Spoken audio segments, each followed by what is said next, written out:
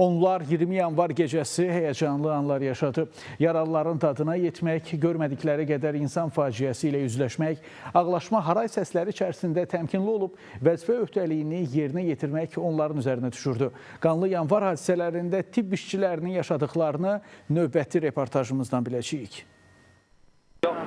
Bizə də hücum edirdilər, bizim maşını getməyə heç cürə imkan vermirdilər. 36 il öncə, tarixin bu günü qanlı qış gecəsində doğan o azadlıq günəşinin carçılarından bir neçəsi də faciə günü iş başında olan tibb işçiləri idi. Ağlaşma səsləri, qışqırdıq səsləri, hamı öz doğmalarını, əzizlərini, evlatlarını axtarırdı. Həmin qətliamda azadlığımız, müstəqilliyimiz uğrunda canla, güllə yaxşına sipər edənlərə köməyə tələsirdilər. Ancaq özləri də o müqəddəs yerə, şəhidlik zirvəsinə uzaldılar.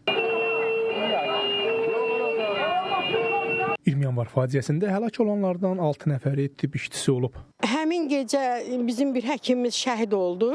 Lalayeva Tamila xanım çağırışa gedərkən maşından yerə düşməyi tələb etdilər. Sənədləri yoxladıqdan sonra onlara əmr verildi. Maşına oturun. Maşına oturan kimi arxadan həmin maşın güllə ilə vuruldu. Sovet ordusunun dinc əlyalı Azərbaycan xalqına qarşı törətdiyi dəhşətli qətliamın iştirakçılarına çevrilən tibb işçiləri 20 yanvar cinayətlərini belə xatırlayır. Xəstəni təxliyə edib qayıdan zaman bizə yol vermədilər. Gələndə orada hərbiçilər bizim qabağımızı kəsdi, bizə heç cürə imkan vermədilər gəlməyə.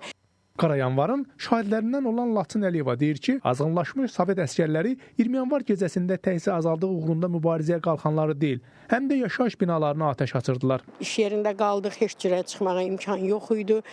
İşçiləri işə buraxmırdılar gəlməyə, biz burada qaldıq və həmin vaxtlarda biz yaralılara köməklik göstərdik. İllər ötür, zaman dəyişir. Ancaq dünyanın harasında yaşamasından asılı olmayaraq Azərbaycan xalqı üçün dəyişilməz bir şey var.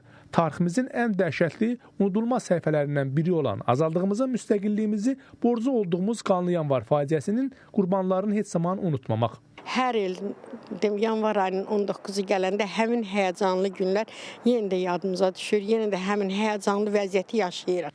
Rəşad Vəkiloğlu, Pərviz İlqaroğlu, Space xəbər.